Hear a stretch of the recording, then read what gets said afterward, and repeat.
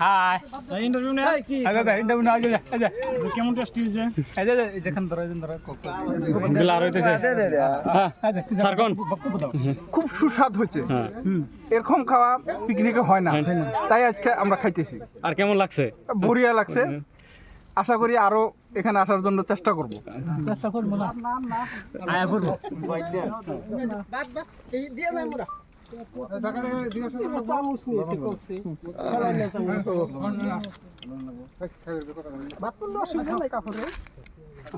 সবজি বললে